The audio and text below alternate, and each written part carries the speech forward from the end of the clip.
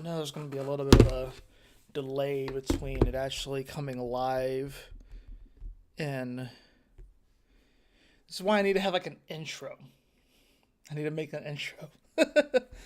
So it's actually like synced up and stuff. Because which is fine. It is what it is, right? Let's see. I'm sure it is going. I just don't want to start talking and then it... Boom. Okay, cool. Just want to make sure.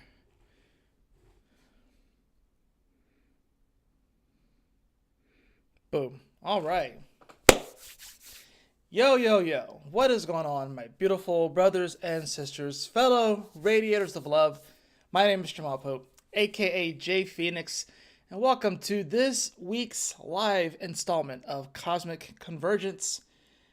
We're going to be talking about the transits of the week, going to, of course, draw some cards, just kind of going over what you can expect to happen this week. Talk a little bit about the full moon that we just had too in Scorpio. It's a big one, definitely a big release point right there. And, you know, just kind of the turning point that we are all at right now in our lives. I feel like we are definitely coming to a moment where we definitely feel like we can be moving forward in some areas, but at the same time, there are still some things that we need to go back and address. And I think that's just the thing that we have to realize. It's the thing that we have to accept and the thing that we have to surrender to this week, which is why I called this the week of surrender. I mean, if we even just take a look at my man's over here, freaking Goku looking dude over here. He also has 6 fingers on that right hand. I don't know if you noticed. That's very Chiron-esque. But this was kind of the image that I was just thinking of, or what kind of came to mind of the week of surrender. It's, you know, you have this dude meditating under the waterfall. Of course, that waterfall being all of this Piscean energy. And he's definitely a warrior, which is that Aries energy. But if you look at all the Aries energy that we got here, you know, not the easiest lineup of energy. It was not your stereotypical Aries season, right? Eris was there, Venus was there, in detriment, Chiron was there, Mercury retrograded here, and the North Node was here, and we had a new moon solar eclipse, a total solar eclipse, which we don't get those super often. It's like, I mean, it's like, I guess every few years or so, but we don't just get total eclipses all the time, you know, especially if you're here in the States watching. It's not often that you're going to see the eclipse like actually in person too. A lot of times what happens in other parts of the world. So not to say that you won't be affected by these energies, but I call this the week of surrender because we are converging into Sunday, the Mars-Neptune conjunction in Pisces. And this is very Mars and Neptune, this image right here. But this is one side of the Mars-Neptune. There's other aspects of it too. And we can even like play around with some stuff maybe live here. But this is just what came to mind. It's like, I feel like a lot of us are needing to meditate under the waterfall, if you will. We're needing to be kind of awashed. We need to kind of have our egos checked, if you will.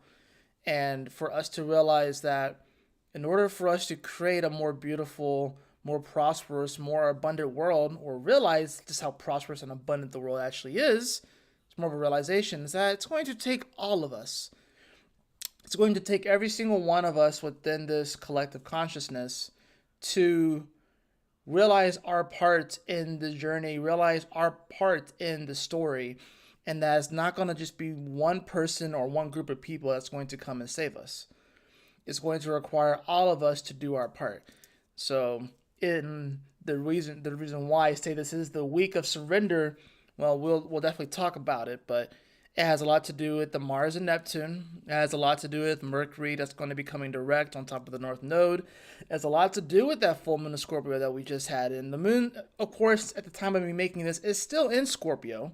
So we're still dealing with that energy. It has a lot to do with the fact that Jupiter has moved beyond Uranus. It has a lot to do with the fact that Pluto is going to retrograde here and is on its way back to Capricorn. So we're not in the Pluto Aquarius energy fully just yet. We have to go back to Cap world for the second time. And this doesn't happen normally.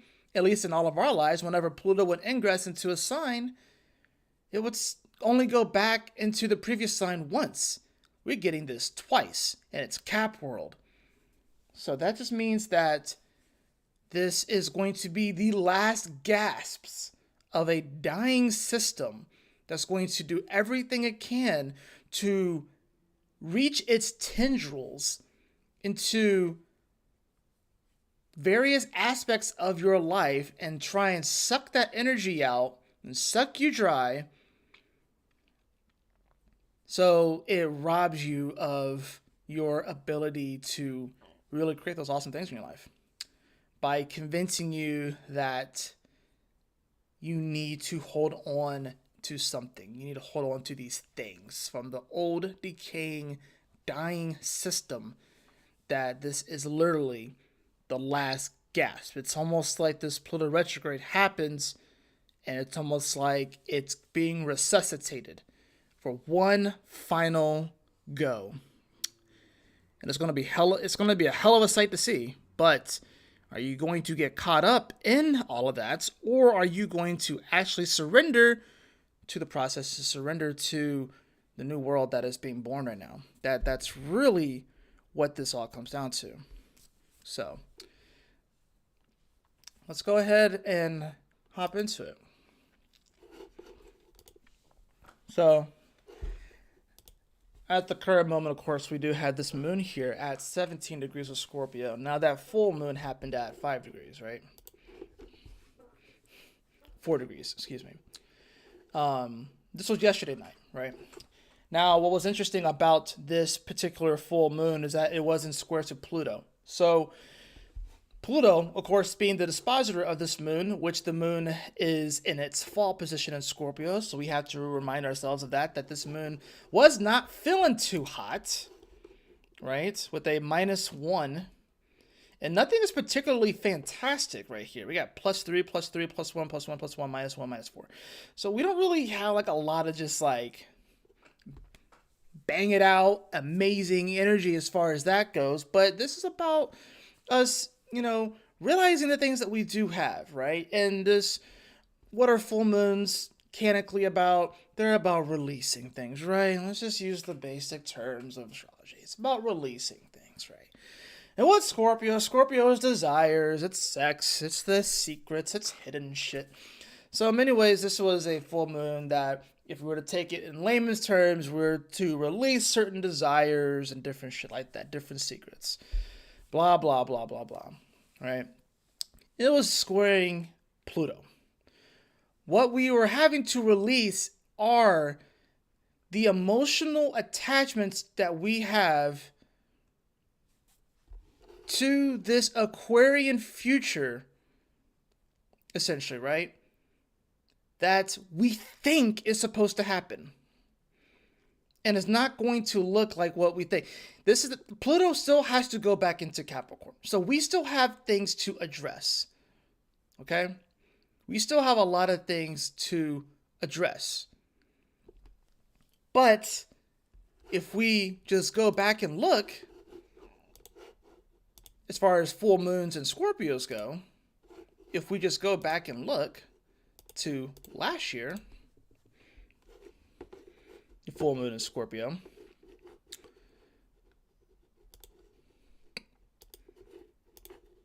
no, not a month. Let's just go day. Well, interesting enough with this one, that moon was opposed around 15 degrees. So it was squaring Pluto, but not as close as this one was, right? The last time that we had a full moon in Scorpio, Pluto was in Aquarius, but it was at 0 degrees of Aquarius, and it was in retrograde, mind you. It was retrograding back. Now this one that we had recently, it's a lot closer. It's a lot closer to home, right? So it's a much tighter orb. It's a much tighter energy. It's a little bit more pressurized.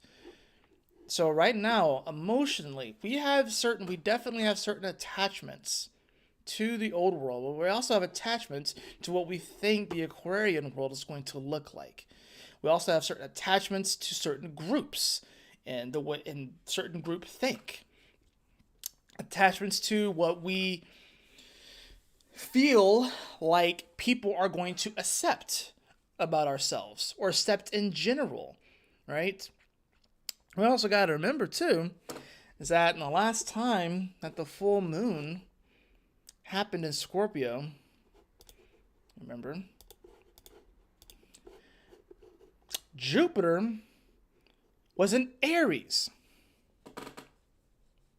right?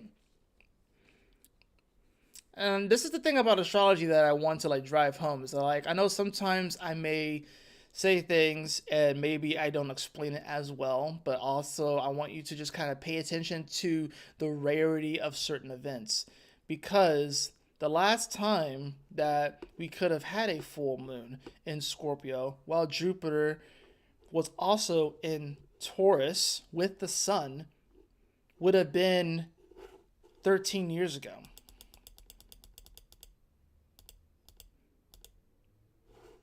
It would have been 13 years ago. But Pluto was all the way back in Capricorn. So that means that no one alive has ever experienced, unless you were born the last time that Pluto was in Aquarius, unless you were around during the Civil War, right? But yeah, no one has experienced a full moon in Scorpio while Jupiter was also in Taurus, the sign of which the sun was occupying during that full moon, and Pluto being here in Aquarius. No one's experienced that. So you gotta look at the layering aspect of astrology and realize the rarity of the energy and the times that we are in, right? And that's something I want to like kind of get people to kind of think about a little bit deeper with astrology. It's not just the basic, oh, this full moon's about releasing. Oh, it's Scorpio and its desires and its sex and its secrets and its shared resources, and you're releasing these different things and stuff. No, like, this was a full moon that happened squaring Pluto within a 2-degree orb, so it's very strong. This Pluto was dispositing this moon that's in fallen position. The moon, of course, is going to oppose Uranus and Jupiter as well. So we had a T-square, and then we had Jupiter on Uranus at the same time. We also had Mercury on top of the North Node in Aries. Like, so this was not just your standard, let's just release shit full moon. It wasn't. Sorry to burst your bubble. Like, I take it from the Scorpio, right? I'm not gonna just bring you surface level shit. I'm gonna bring you some deeper shit when it comes to this. So that's the thing about this. Like, these transits that we have been getting, this full moon, the new moon solar eclipse, the Libra full moon eclipse, these are not carrying with them the traditional, this is what happens during a full moon, this is what happens during a new moon. It's not carrying that traditional kind of energy. Are new moons generally about new beginnings? Yes, but this was with an eclipse in Aries with Chiron and Mercury retrograde. Okay?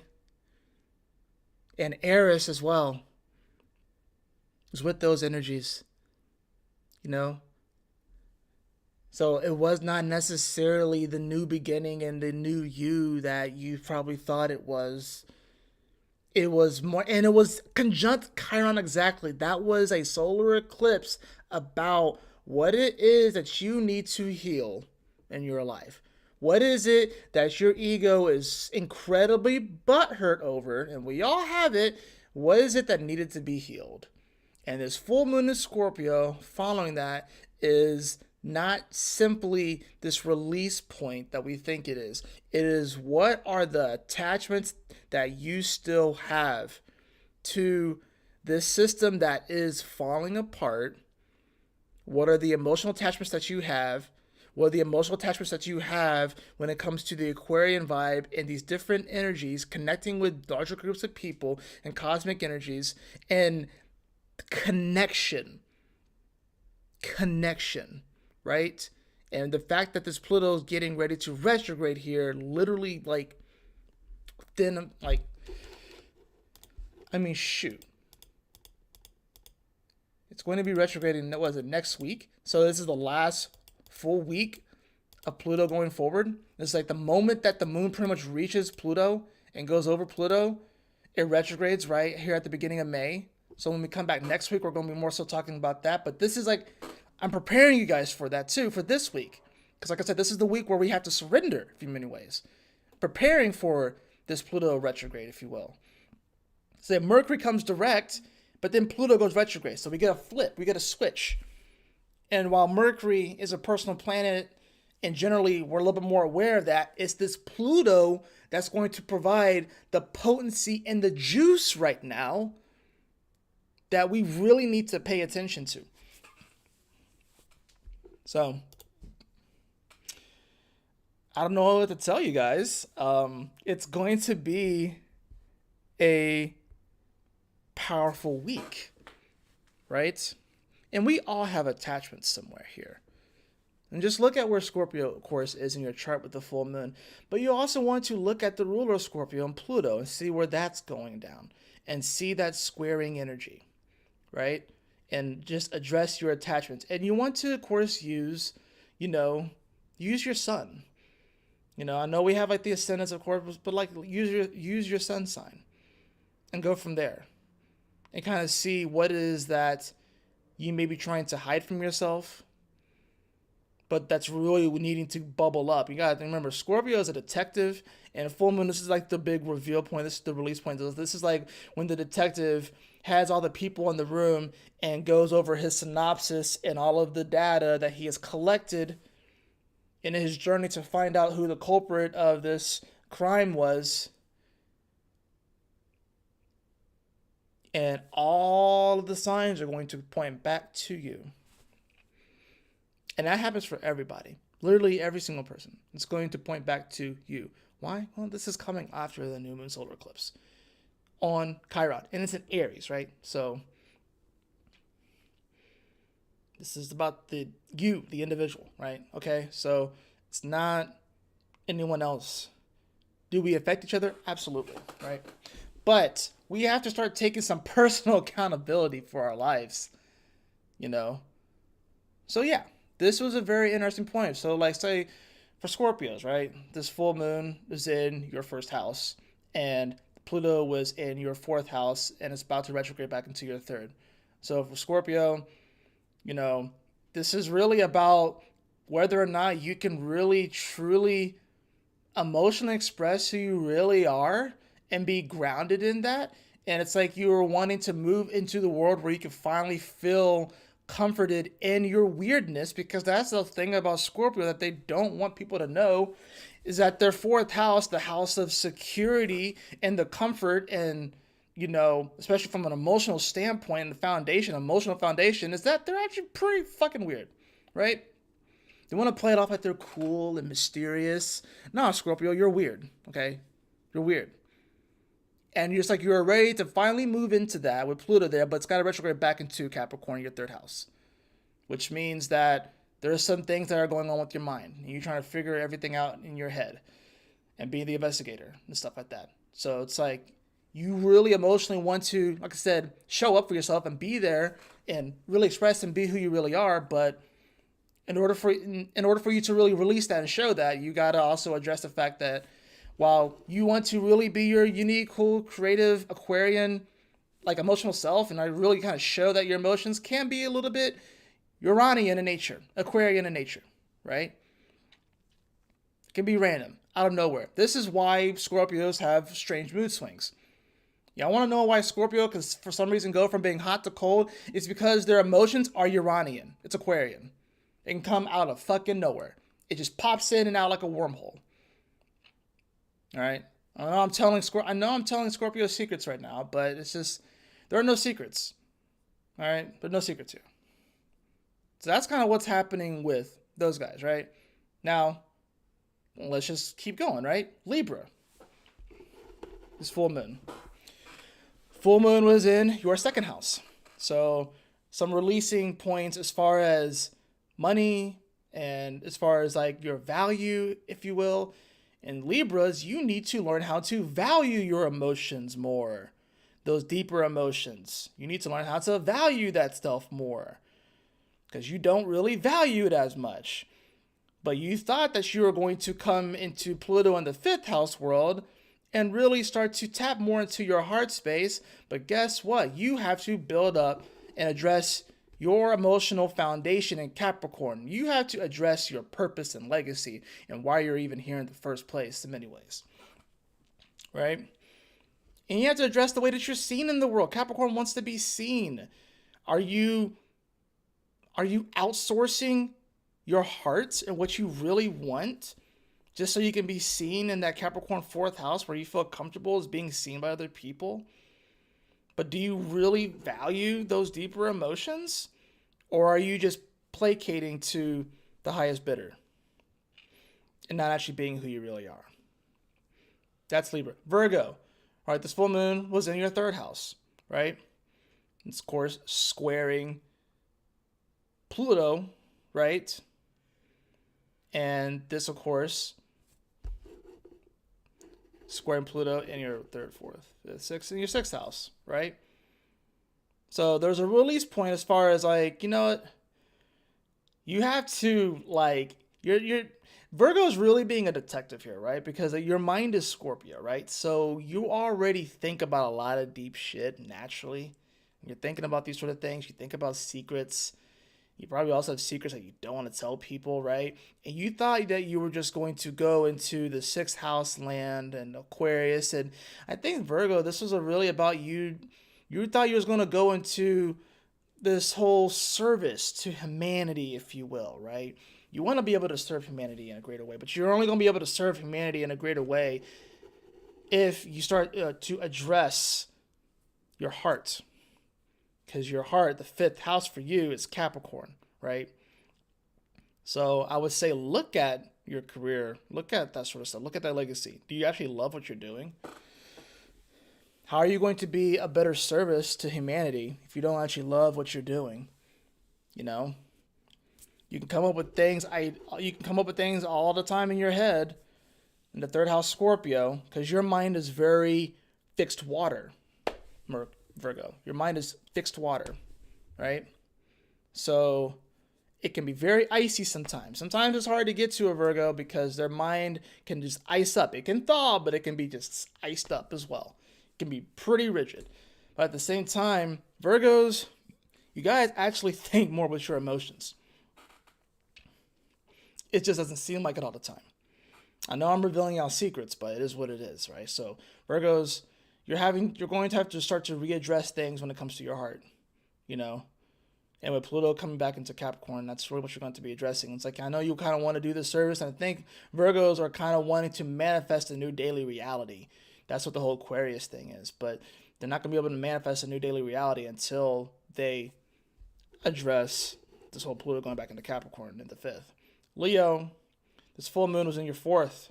So there's definitely some things with like, kind of like, your family and stuff, emotional foundation, security, and everything like that. It was, of course, squaring Pluto that's happening in your seventh, though. So you're wanting to, like, build these new relationships in your life, Leo. But you have to address the sixth house Capricorn energy, which is about your service that you provide to the world, because Capricorn is the world. It's the world card in tarot. So you have to address that selfless service to the world, right? And whether or not, you can feel emotionally grounded in what you're doing and how you are serving the world in many ways. Because that's the cool thing about this, is that this moon, yes, it's squaring Pluto, but Pluto's going back into Capricorn. So that means that we'll have the moon that's going to be sextiling this Pluto. So while the square is a challenge, remember sextiles bring opportunities. So there's going to be an opportunity for us to address this whole dynamic of Pluto going back into Capricorn and needing to surrender to the fact that the Aquarian world is not here yet. It's not here yet. I know so many people want the age of Aquarius to be here. How in the world can we get to the age of Aquarius if Pluto is still retrograding back into Capricorn?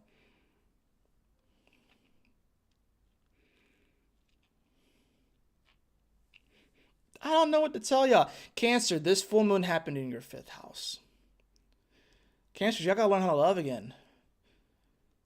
Y'all gotta learn how to love again. That Pluto was in your 8th, so it was definitely a very transformative time. And I think Cancers were really ready to transform who they were. But you're not gonna be able to transform who you are in many ways. And so Pluto goes back into the 7th house and you address relationships and your issues with relationships, especially romantically. Especially romantically. Because you have issues when it comes to romantic relationships, Cancer. And you've been dealing with it for a while. I know it's been a slog for y'all. With Pluto and Capricorn for the last 15 years. But romantically, Cancer, y'all have been through the fucking ringer. And now, of course, you want to take it to the next step of the 8th house of Scorpio, which is a deeper intimacy and a deeper commitment. But you're not even going to be able to have that kind of relationship until you address the 7th house.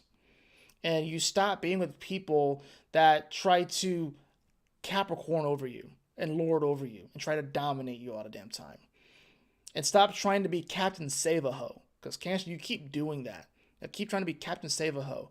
And with that 5th house Scorpio, I hate to say it, but Cancer, man, because 5th house is romance too, and it can be sex as well, just like Scorpio can be sex, but it's like the sex that it's like going to like the cliff that looks out over the city. It's like the makeout cliff, whatever like that, and then you lose your virginity, and then somehow you get like you worried about getting pregnant, and you have to go and get the plan B. Like that's what Cancers be doing that because it's Scorpio. Scorpio is taboo as 5th house, so every Cancer has a story like that. Every Cancer has a story where they slept with someone because they thought it was going to be an emotional thrill ride, and it turned out to not be.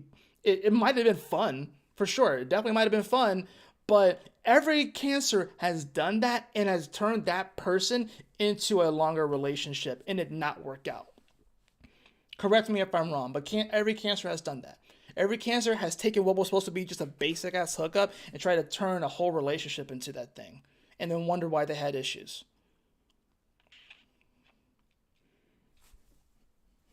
I don't know what to tell you guys. Gemini. I'm on a roll. You aren't ready for this. Gemini, this full moon for you was in your 6th house, right? Something about your day-to-day reality and how you feel on the day-to-day, you know? And that's the weird thing about you guys is that when it comes to your day-to-day reality, you guys actually can get kind of particular about how it looks. You guys don't mind floating around because you guys definitely are like these social chameleons, if you will. But then when it comes to like 6th house and like your service and your work, whatever like that, you know, you guys can be a lot more calculating. Gemini's a lot more calculating than y'all fucking realize. They're a lot more calculating than y'all realize. And I know Gemini's probably going to be mad that I'm revealing these secrets, but they're a lot more calculating. You kind of have to release a little bit of how you're emotionally calculating things right now, Gemini, you know, and trying to emotionally perfect things right now. Because that's the problem, is that you try to emotionally perfect things. That's the weird thing. Of course, that Aquarius right there, Pluto was going into your 9th. So it's like, yeah, I think Geminis were definitely wanting to feel like they can believe again. They want to be able to believe again. Want to be able to believe in humanity again. A lot of Geminis are having troubles believing in humanity. Gotta go back into the 8th house. In the 8th house, Capricorn, very transformative energy. Geminis kind of know how to kind of snake their way into these Capricornian positions, if you will. But then inevitably they get burned somewhere along the way, or because they're not like Leo or because they're not Libra, they're kind of like the third wheel. Gemini, I hate to say, you're kind of like the third wheel to Leo and Libra when it comes to like the social game and shit like that. Sag is kind of in that group too, but Sag honestly doesn't give as much of a fuck. And Pisces just gets dragged along. Pisces is always the one that gets dragged along. Even though Pisces doesn't want to be there, Pisces always gets dragged along, right? So, that's the weird thing about it. The Gemini, it's like you're kind of part of that clique. Gemini's kind of part of the popular clique, but you guys are always the third wheel. And I think that's why you are wanting to believe in humanity again. And maybe Pluto going into Aquarius kind of got you excited to believe in humanity again, but it's got to go back into the eighth house of Capricorn. So you still have to deal with that shit. You still have to deal with that eighth house stuff, right?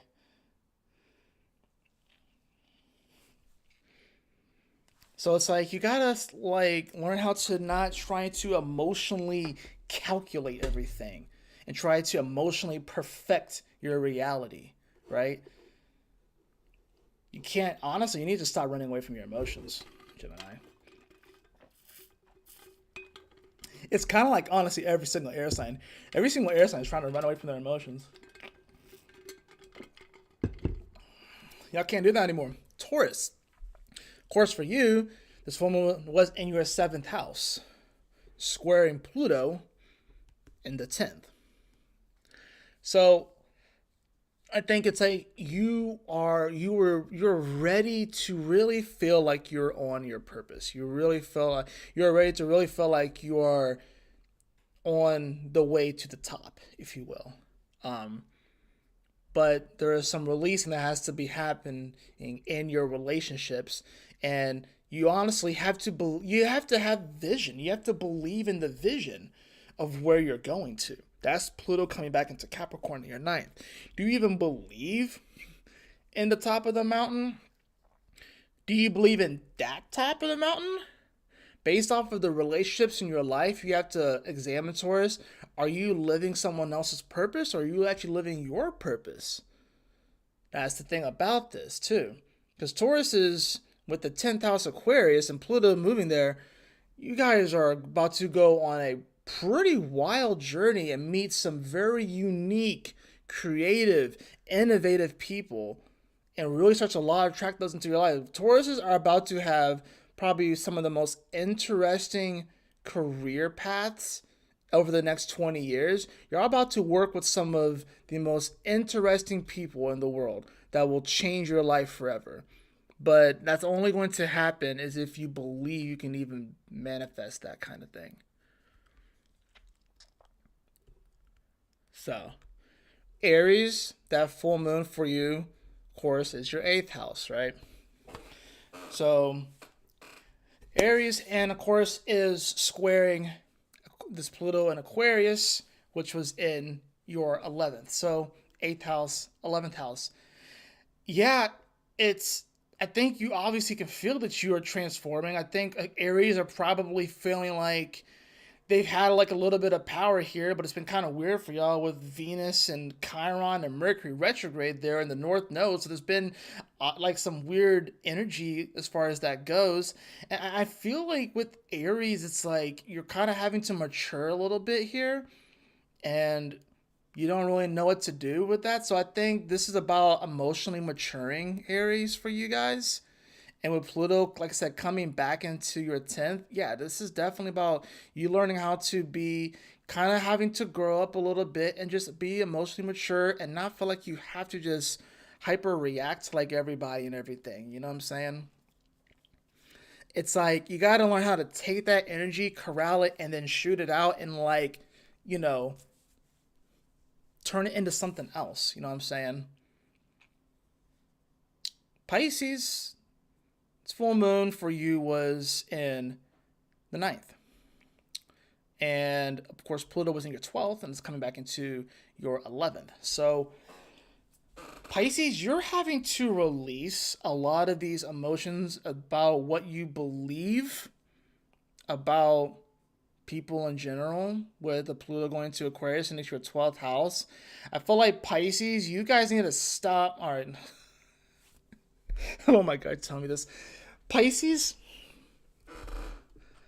I feel like Pisces will look at every ex that they've had, and while they were with that ex, they swore it was their twin flame.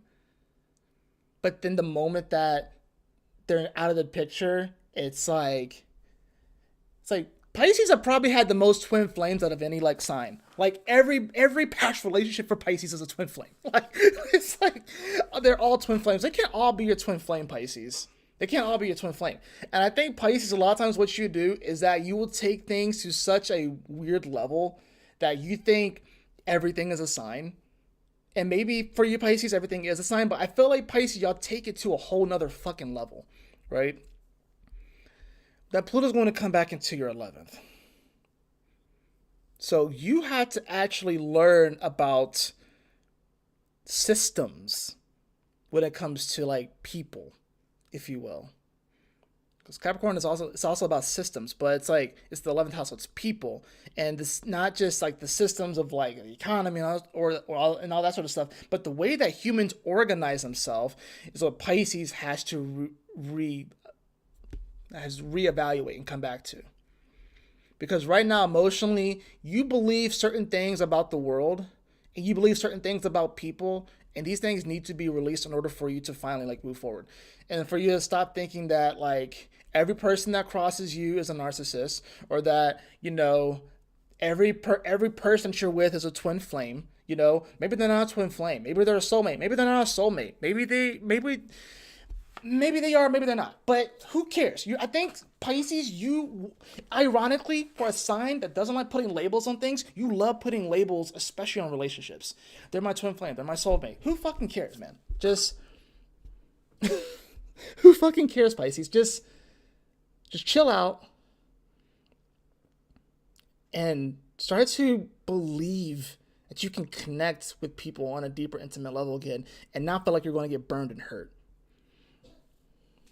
Aquarius, this full moon for you is happening, of course, in your 10th house. And Pluto, of course, was in your sign, so you were getting ready to feel like you are transformed and finally feel like a human. Aquarius is you are learning how to be human again. Y'all trying to learn how to be human. That's the thing about Aquarius. It is so funny too, because I was having this conversation with one of my teammates today, because she's also an Aquarius, and I told her, I was like, Aquarians are learning how to be human, because right now they don't want to be human because being human is messy. But ironically, their 4th house, which is the emotional security and the groundedness and the home, is Taurus, and Taurus is the earth. We're all aliens. That's the big thing. We're all aliens. Like, that's the thing about it. We're all aliens.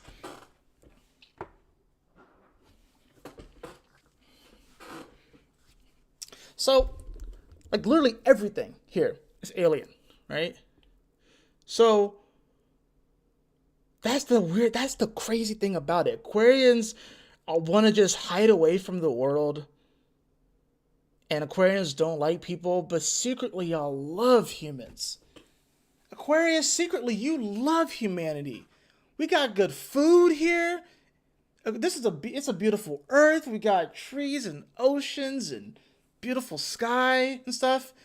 We're within the habitable zone of our sun. You know what I'm saying? Like, yeah, we got a little bit of global warming and shit. Yeah, I mean, we got a little bit of global cooling at times, but could be worse. Could be Mercury, we're just getting burned up, or Venus or Mars where it's too cold, or out there Pluto, it's like really close. Now we can actually live here. That's the secret. Y'all love the food here. Y'all love the music here. That's why y'all keep coming back here. But being a human is messy, right? So that's the thing. You're having to, in many ways, and with that moon in the 10th house, it's like, yeah, this is dealing with, for you, Aquarius, when it comes to like your career, purpose, and legacy with 10th house stuff, you're kind of having to release some emotional attachments to what that's all going to look like and feel like. You're going to have to release some of those attachments. And with Pluto going from your sign going back into your 12th, you kind of have to revisit your spirituality and why you even came here in the first place. Right? Capricorn, this full moon for you, of course, was happening in your 11th. Pluto, of course, was in your 2nd house, and now it's coming back into your 1st house. So Capricorn, you are ready to finally start to value yourself and to surround yourself with people that value you. But now you have to kind of go back and realize that you have to ask yourself, hey, are you valuing yourself? And with this moon in the 11th in Scorpio, you're having to release a lot of attachments to different groups of people, if you will. And you have to take a little bit of personal responsibility because Pluto's coming into your first house. I think Capricorn, you've been kind of blaming other people for stuff, but you look in the mirror and see where can you make the changes. And it's been tough for Capricorn. It's been tough for Capricorn and Cancer. I'm not gonna lie. It's been y'all been getting hit hard. Honestly, all the cardinal signs, but y'all been getting out, like especially Capricorn and Cancer. Y'all been getting hit hard. Libra's been getting hit, like I would say the third hardest out of those, and then Aries has been getting hit probably not as hard as those other three, but they got their fair share with what's going on right now, with Chiron in their sign, and Mercury retrograde, and all that sort of stuff. But Capricorn, it's like you're not done transforming who you are. I know you thought you were, but you're not done transforming who you are. Not just yet. In Sagittarius, this full moon, of course, was happening in your 12th house. The moon was in your is in your third, but it's going to come back into your second house. I think Sagittarius here, I mean, it's full moon. Yeah, you're having to really, look at your spirituality and kind of look at Sag. You're going to have to kind of like, remember the 12th house it's not just spirituality and stuff, but it's drugs, it's back alleys, it's trash, it's the trash can, it's also recycling, because 12th house, it comes to Pisces, and then everything recycles back into Aries. It's the end of winter, coming into the spring. It's hospitals, it's asylums, it's jail cells. So Sagittarius, you're having to kind of release yourself from the emotional jailhouse, the emotional asylum. You need to stop hanging around with people who are in jail emotionally, if you will, and are choosing to stay there. I think that's the problem. I think we all can be in a place where we can feel broken and feel like we're in a jail emotionally, but it's like you're spending time with people who are choosing to be there still, and they don't have to. They can just walk out. The doors are open. They're just choosing to stay there because it's almost like they feel comforted there. It's weird. With Pluto, of course, in your third house, your whole mindset was about to transform, but you have to kind of go back and address the Capricorn energy in many ways. That's your second house. And you have to look at, what do you value? What do you value? The mark of a Sag, as far as their success, is that, like, if a Sagittarius is successful in many ways, look at what they value in many ways. But at the same time, because it's Capricorn, that's like, are you doing things because you actually find value in it, or are you doing things because society's found some value in it, or the structures have found some sort of value in it? But is that bankrupting you spiritually with the full moon in Scorpio? Because just because it might make you some money, what about your spirit? What about your soul? You gotta alter your mindset, but you're having to address these second house issues. With Pluto coming back into your second house, you have to ask yourself, just because a Sag can have like $1 billion in the bank right now and still be fucking depressed. That's the crazy thing about Sag.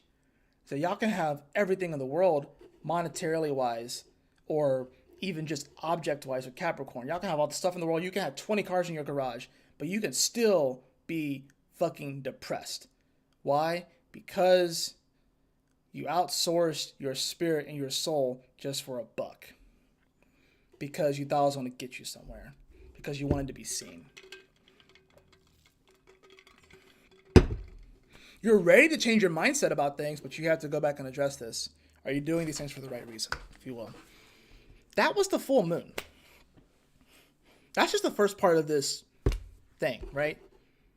Like, we get into Thursday, of course, we're going to see that moon is going to come into Sag later on in the day, of course. And hopefully bring about a little bit of a lighter energy after all of that. I know that was a lot that I went through, but hopefully it will bring a little bit of a lighter energy, if you will. And then, of course, we're going to see this Mercury. It's going to station. It's stationed actually Looks like it stations pretty much, is it Wednesday? Oh yeah, stations direct on Thursday. So we're going to see a station direct on the North Node here at 15 degrees. This is going to be when the moon's at 23 degrees. Look at that, making an opposition over to Uranus and Jupiter, right? You're probably going to feel that one. Wouldn't be surprised if Thursday brings some pretty interesting news with it, especially with the moon opposing this conjunction. Would not be surprised if we get some interesting news. Although I think the real big news is going to probably happen next week after Mars goes into Aries and things really start to pop off. And after Venus goes into Taurus and squares this Pluto. That's about to retrograde. So we'll see the moon come into Sag, right? On Thursday. See it come into Sag, and then you continue this forward, going throughout Friday. This moon is gonna be in Sag. It's going to make a nice little quincunx, a little awkward stare over to the sun here at 6 degrees. It's gonna be earlier in the day. We're not gonna feel it that much, but it may make the day a little bit awkward. It may make things a little bit awkward because I think emotionally it's like we definitely want to have the vision and move forward, especially in Sagittarius. We want to feel like emotionally we have the vision, but that sun is in Taurus, which is wanting for us to be grounded and have like a game plan and stuff like that. It's like emotionally, I think we're going to want to travel and almost sort of like escape, if you will, especially after the moon just opposing Jupiter, right? In Scorpio, after it just opposed there. Now this moon is being disposited by the planet that it just opposed, Jupiter. Is dispositing this Sag. And Jupiter is now 23 degrees. It's beyond Uranus. It's almost a full degree ahead. So it's like there's an aspect where we definitely want to move forward. The party animal Jupiter is now leading the pack. All steam ahead. Is it though? Not quite. But I think this is going to be a day where we can start to see things start to kind of open up. We can start to get some kind of idea and vision for what the future is going to hold. But we have to remember that this is still a week of surrender. Especially, and it started with that full moon, but it's still a week of surrendering. We'll see that moon here, and it's going to travel throughout Sag on Friday. It's going to get pretty close to squaring Saturn. That's going to be early Saturday morning, so we'll be asleep. Most people will be asleep for that one when it squares it. Will probably make for some interesting dreams, I'm sure, with that one. And we can see that on Saturday, the moon's going to spend pretty much the entire day in Sagittarius. Now, the crazy thing about it, though, is that it's going to square Mars and it's going to square Neptune, though. So this is one of those weekends where I'm just like, be careful. Because anytime that you have something like this, right? Like, especially with the moon and Sag, just going to be emotionally wanting to look for some fun. But squaring Mars and squaring Neptune, as they're pretty much conjunct at this point, might not necessarily be the best night to go out. Like, I mean, I would say you can go out, but I would say be careful, be safe.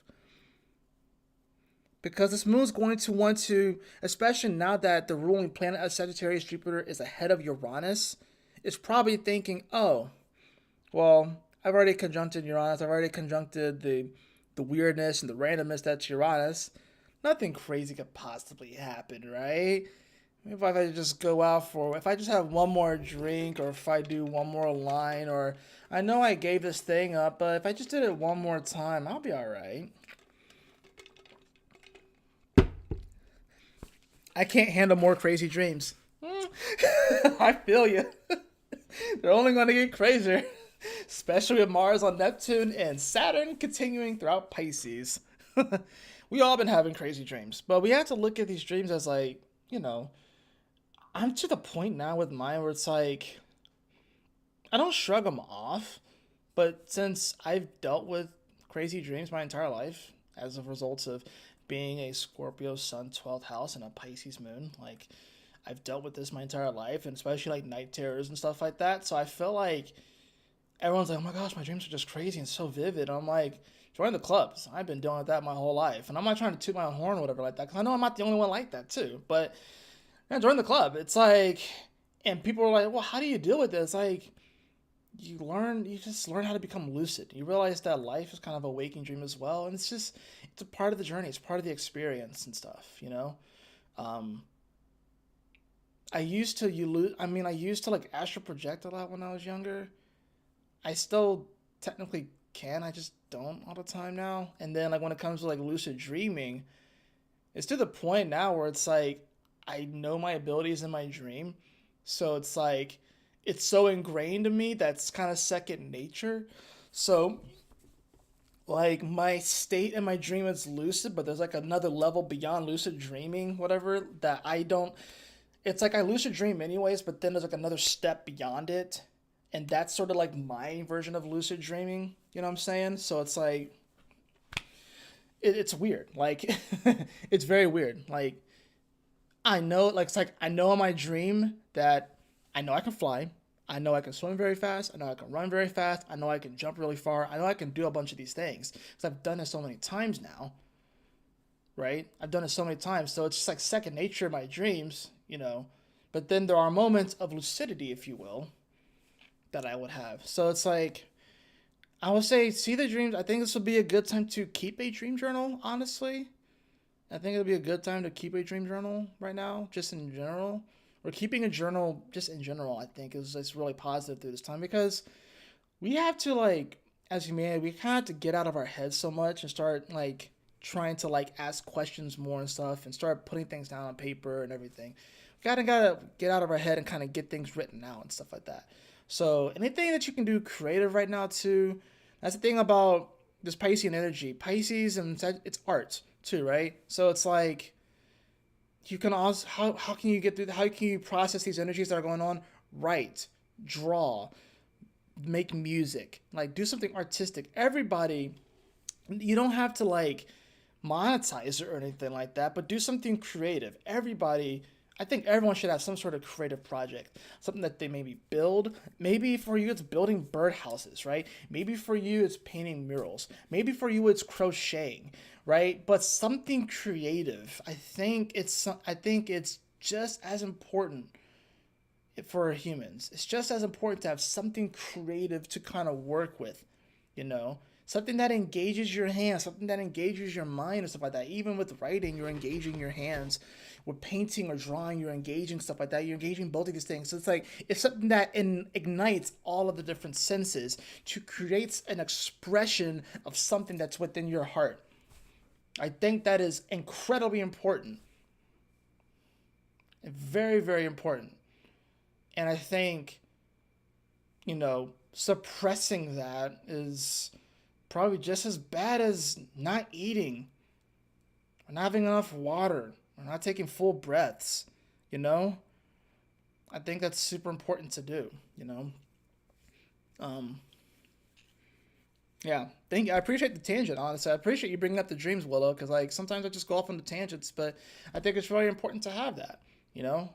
For me, part of my creative process are these videos, but it's also writing, and I kind of want to get back into writing a lot more. And I haven't painted in a while, but that's something I definitely want to get back into, you know? So I think it's like, this would be honestly a great weekend to do something like that. Like, if you want to go on an adventure, like with a Sag energy, do something like, go to like a cooking class.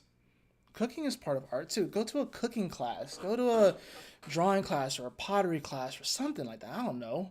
Like I think those things would be positive. Not go, especially if like you're just. Oh, I'd say I can't not say it, especially if you're not young like you used to be.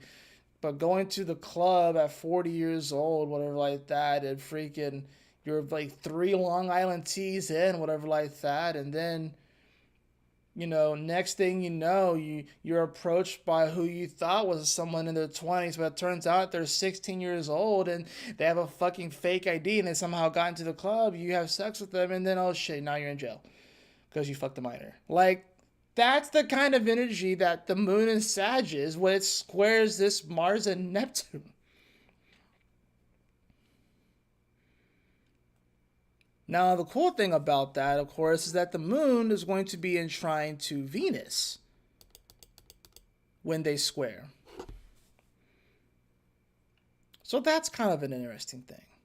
Now, of course, Venus here in Taurus, I'm not Taurus, it's almost in Taurus, but with Venus here in Aries, it's definitely looking for more like those sparks, if you will. You know, it's looking for those sparks. And if you even just look at it, Venus is in the 5th house to this moon that it's enshrined to. Right? So, yeah, once again, like I said, I think the best way to channel this energy is to do something creative, something that really expresses who you are with that Aries energy, right? Like I said, the square there to this Mars and Neptune, once again, I am going to say that the sermons in church this Sunday are probably going to be litty titty. Mars, planet of war, here at the end of Pisces with Neptune. And Neptune can get kind of crazy. He can get inflamed. The ocean can go from being calm to being a raging tempest. And with Mars here amplifying this energy, it's definitely a raging tempest. I can only imagine that the sermons in churches across the nation on this day are going to be litty fucking titty. This has the marks of a religious war, of a holy war. This has the marks of it, right? That moon squaring this, and Sagittarius is preacher energy, by the way. Sagittarius does rule preachers, by the way. I can only, like, the dreams that these preachers are going to have Sunday, going into Sunday, like morning, like early morning, going into when they do have their churches. So, like, just say on the East Coast, right? First service is probably going to be at 7 o'clock for a lot of these folks. First service, right? That moon's going to be in Capricorn by that point. It's not going to be Sag anymore. It's going to be in Cap. It's about to be lit. But the weird thing is that the weekend is where the news goes to die. That's why I'm saying that, like, we won't really see the Mars-Neptune energy pop until Mars goes into Aries. That's when we're going to really see it pop.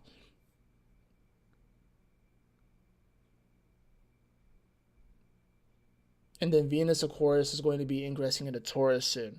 And it's going to be happy to be in Taurus, but it's immediately going to square Pluto. So we'll see this throughout the day with Mars on Neptune. And it's really close, super freaking close to the last degree of the zodiac. And this is what I want to say about that. This actually gives me hope.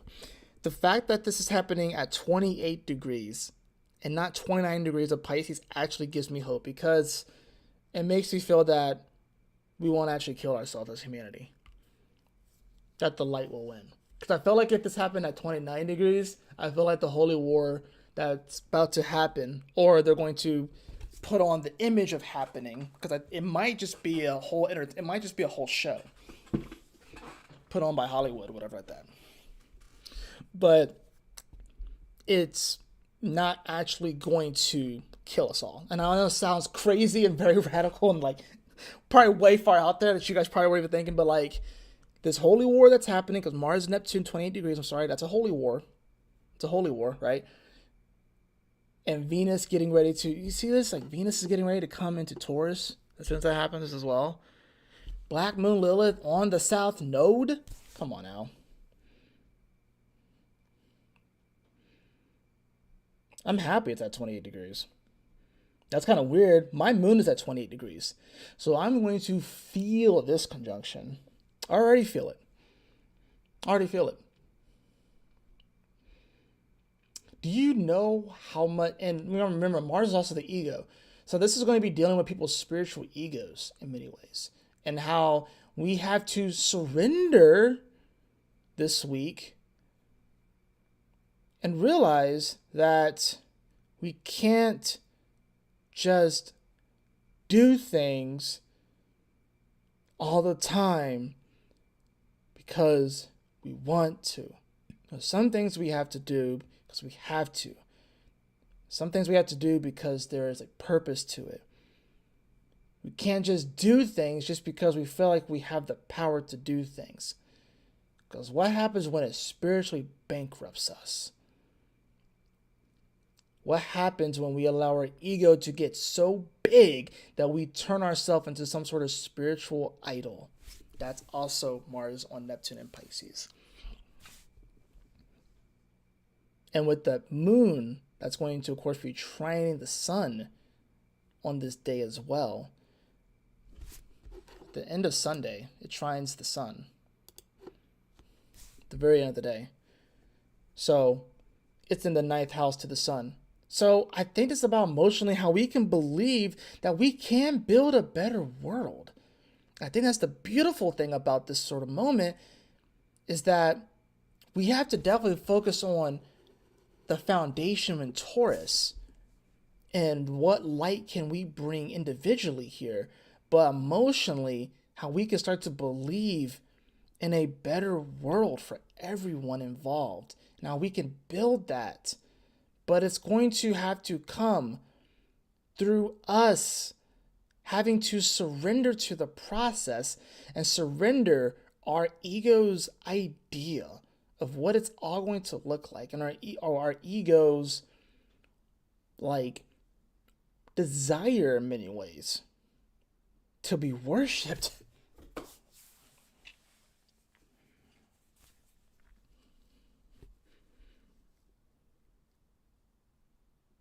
So that's what the whole Mars Neptune thing is. This is the massive moment of surrender. Because not only, like I said, did we have that full moon in Scorpio, we're having to release a whole lot. Not only did we have a new moon solar eclipse in Aries that wasn't the new beginning that we thought it was going to be, but we have this happening here at the end of Pisces. But it's not the final degree. It's not the last minute. It's right before. So it does kind of in many ways feel like we're getting to the edge of destruction in many ways, but we're not actually going to destroy ourselves. There's some pressure, of course, that comes along with that. So we have to learn how to surrender. We have to learn how to let go and let God. And we have to learn how to be okay with a world that's going to see Pluto go back into fucking Capricorn. Because going into Monday, of course, we're going to see Venus ingress into Taurus early in the day. So that automatically puts Venus all the way at plus 10. Woo! Venus is going to be feeling great. Plus 10, plus 3, plus 1, plus 1, plus 1, plus 1, minus 5 with the moon, right? Because the moon is going to be, of course, in detriment in Capricorn, right? The moon, of course, is going to be squaring the nodes, squaring Mercury, squaring Chiron on Monday. So it's like, yeah, Venus moves there. In many ways, we can start to feel better. If we can feel like we're starting to like kind of turn a corner, if you will, especially when it comes to the way that we bring things in and receive things and the way we feel about value and money and all these sort of things. But then, or even beauty and stuff like that. But then, like I said, we still have to emotionally deal with the world.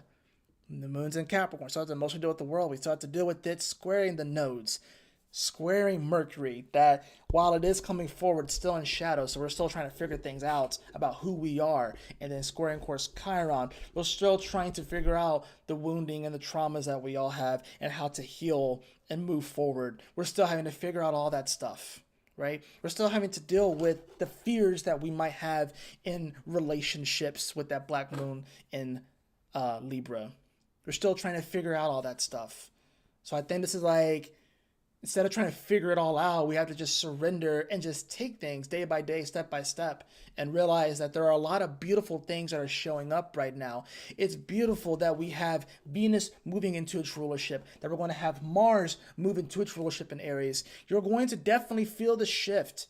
You're going to feel that shift, right? So let's see, when will Mars come into Aries, right? Going to be Tuesday.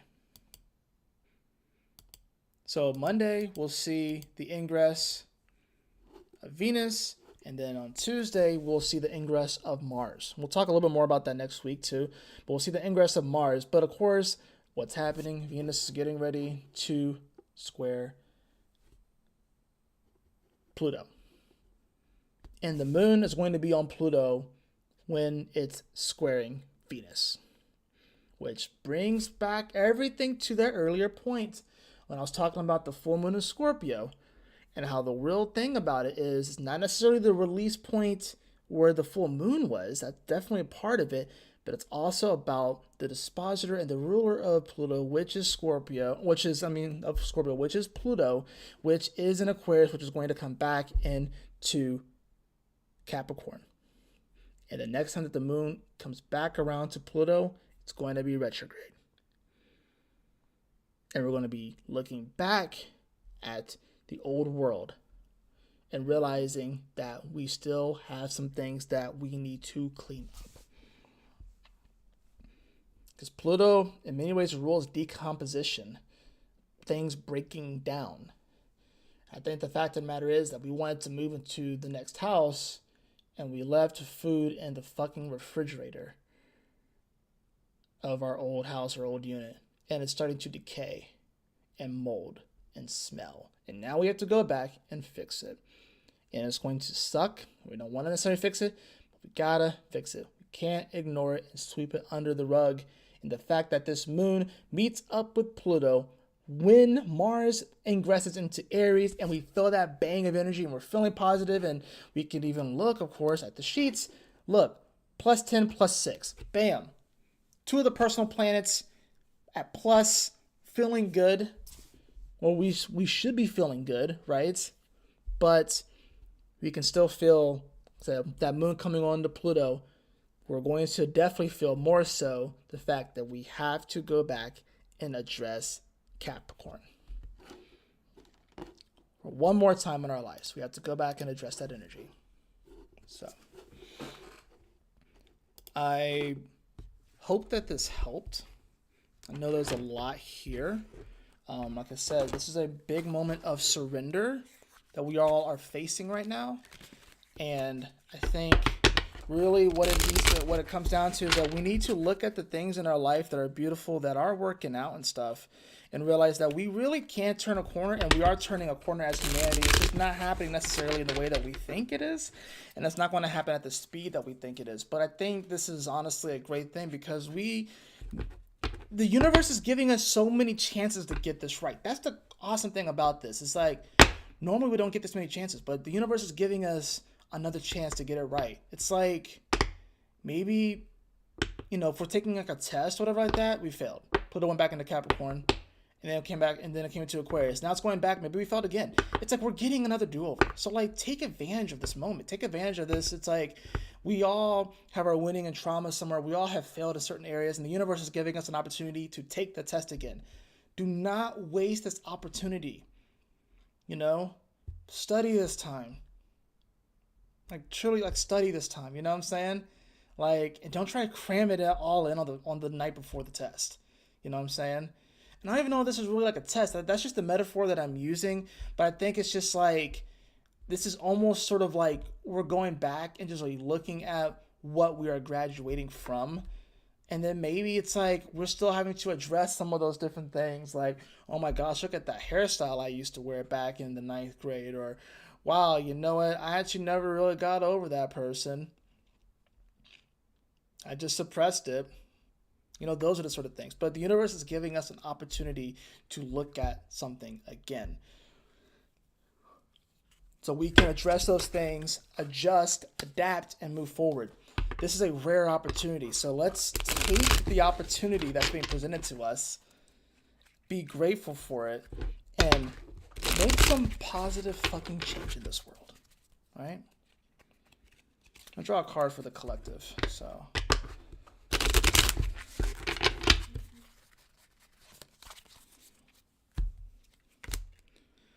Well,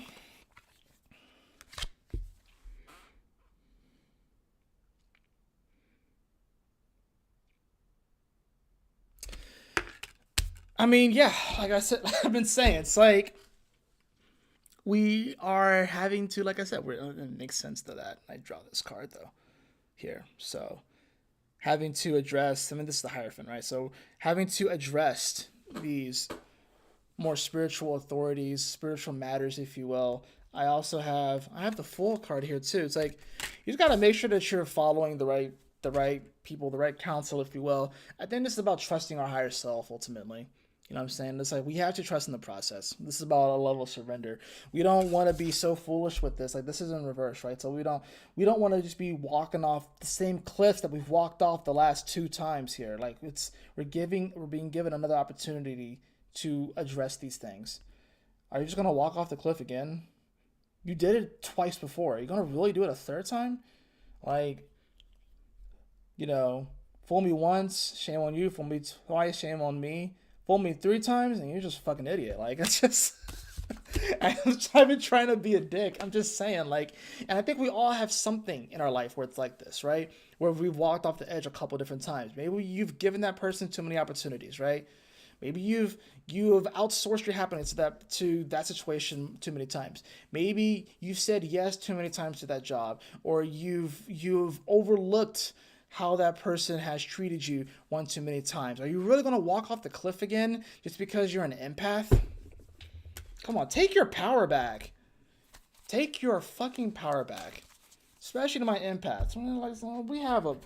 I gotta say, like, as an empath, most of us, and it's something that I'm working on, we have very shitty emotional boundaries, right? Very shitty emotional boundaries. Like, take your power back. Stop walking off the damn cliff that you've walked off 5,000 times. And actually, like, fucking stand up for yourself. And I'm not just saying this to you guys. I'm saying this to me. Like, this is something that we all have to do. But, like, damn it, like, just stop. Stop. Just chill with it, right? I got the Page of Drums. The Page of Drums. Or the Page of Pentacles. Are you dancing to the beat of your own drum? Or are you dancing to someone else's beat? And this is the page. This is a student. Just like, we have to learn. It's like almost we have to learn how to ride a bike again. Right? It's like you want to play that big gig. You have to put in the hours of practice. This is not a king. It's not even a knight. It's not a king yet. How do you think Kobe or Michael Jordan or Mozart or fucking anybody that had some level of success, how do you think they got to where they got to? Repetition and commitment to their craft and going to the beat of their own drum, right? And not necessarily listening to what everyone else said. If Kobe decided to go party instead of go practice his free throws, he would have not been the legend that he was. I can guarantee you he turned down many parties and many of going out sessions because he was committed to something. Now, that's not to say to not have fun and to hang out with people. I'm just saying that, like, you have to, like, if you really want to go to the beat of your own drum and really practice what you preach,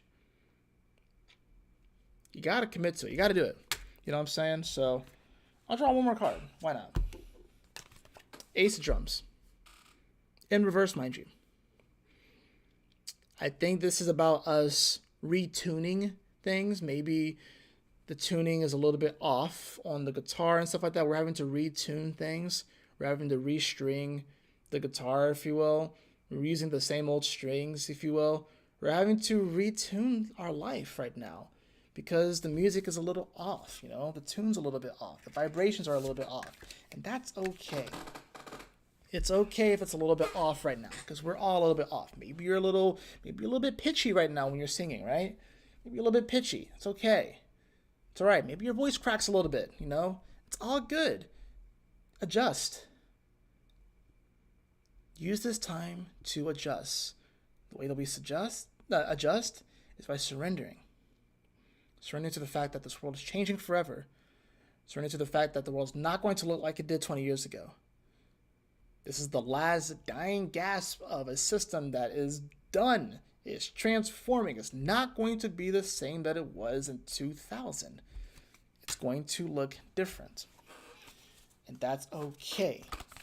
I think we all have attachments to the old world that we know are probably going to go away.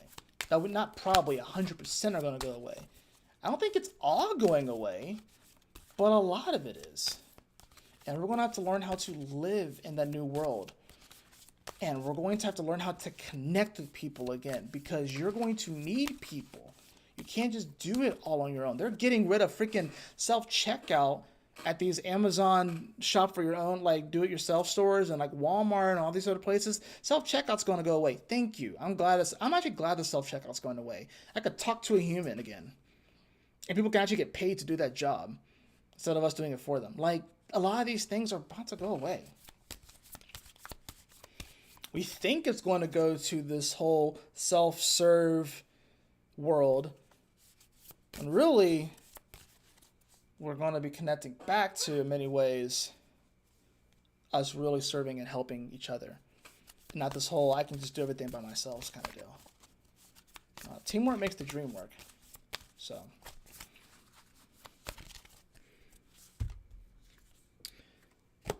narrow pathway, tread thoughtfully. Tread thoughtfully. I told you this was the week of surrender. There are going to be so many people down at the altar, down the pulpit, in church. I don't go to church. I'm not religious like that. But there's going to be definitely a lot of people that are going to be down there surrendering. There's also going to be a lot of people calling for wars, calling for whatever. Hopefully not getting caught up in their spiritual ego, but it's going to happen. But you want to tread thoughtfully during these times and realize that, so what do we have? We have wise leader. You are a beacon for others. In order to really be a beacon for others, you have to be a beacon for yourself. And then that's why the Hierophant came up here earlier. But it's like, you can be that wise leader in your life, but you have to really show up for yourself. And that's really what it comes down to.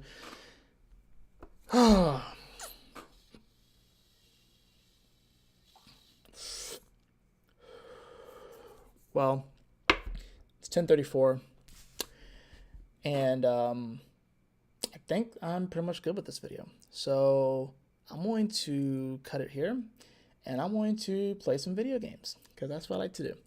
But anyways, I trust that this message will assist you on your journey this week, and I thank you for your continued viewership. If you're new here, of course, subscribe. I would love that. If you dug this kind of video, if you dug this kind of content, if not, it is what it is.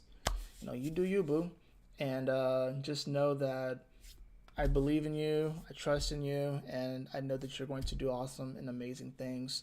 And I'm here to, in many ways, be like your spiritual server, if you will.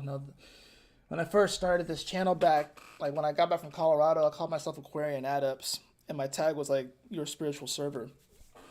And I was like coming back, I was coming from like my years in like the service industry, being in food service.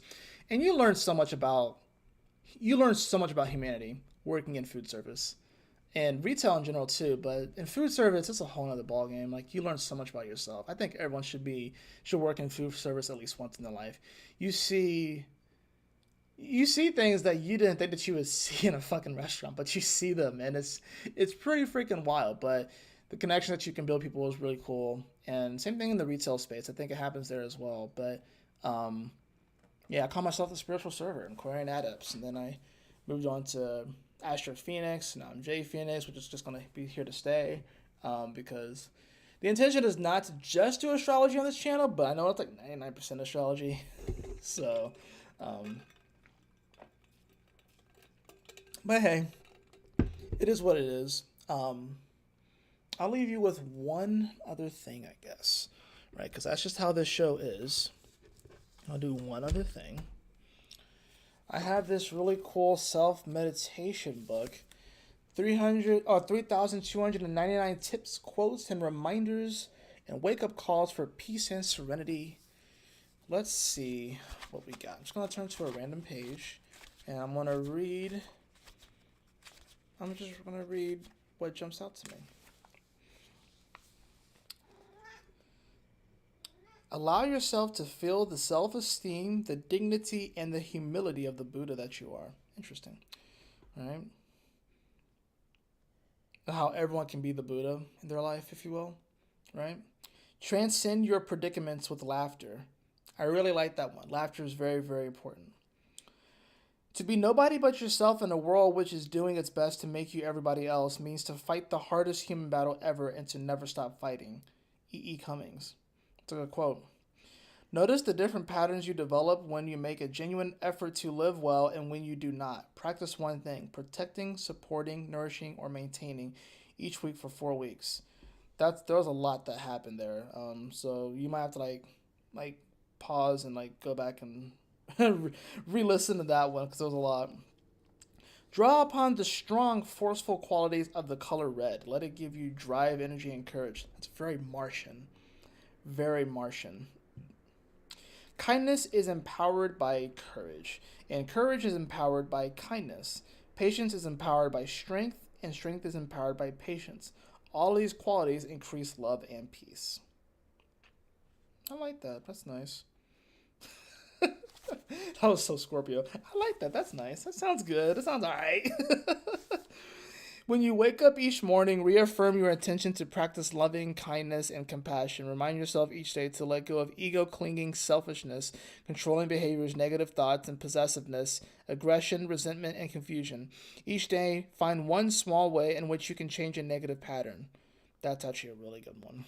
I like that. Direct all your energy in one motion. That's very Aries as well.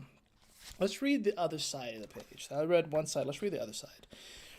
Listen to the individual notes of a musical chord. That's a very interesting practice. If you guys ever do that, if you ever like listen to a song, just like pick out a particular chord or like that and just pay attention to it, it's very interesting. Rebirth every morning gives us the feeling of urgency, which is an important ingredient of spiritual life. Yeah. I see what you're saying. Like, yeah. Every morning is like a new day. Every day is a new day. You are your only master. Straighten your crooked... You are your only master. Straighten your crooked self. Ooh. Taking spiritual accountability. This is very Scorpio right here. Lovemaking should have a sacred dimension in addition to bringing physical pleasure. Let it come from the depths of your soul. Oh my... Oh my gosh, I love it. Accept responsibility for your situation, and you will have begun to change it. Yeah. It's not going to be one person that comes and saves us. It's not going to be one person that makes the world great again or makes America great again or whatever it is. It starts with you. See your life as a shaken snow dome. Meditating helps the flakes settle down so that you can see more clearly. Oh, that's kind of cool. Like one of those like little snow globes, and you like kind of shake it up, and that's how sometimes it feels like we're being shooken up. It's like, put the snow globe down and allow it to finally settle. I like that. Ease up. That's literally it. It just says ease up. You have to have the capacity to say things calmly. Don't get irritated too easily. Don't let sour or bitter speech leave your mouth. Build up your capacity for speaking with kindness. I like that. Bring yourself into the flow beyond judgment, into the space of surrender. The week of surrender. And of course, I would read off a page that talks about surrender. As you breathe in and out, visualize yourself gently fading.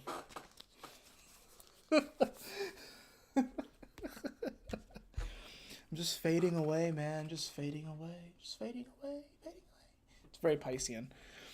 When the time is ripe, when you have entered into full concentration, stop counting your breath, observing and labeling, or anything else you have been doing to increase concentration. Interesting. Interesting stuff there in the self-meditation book. Y'all take care. Stay blessed. Have a wonderful, wonderful week. I will see you all on the next Cosmic Convergence. Like I said, I trust that this message assisted you. Will assist you on your journey this week. And I love you all so much. Y'all take care. Stay blessed.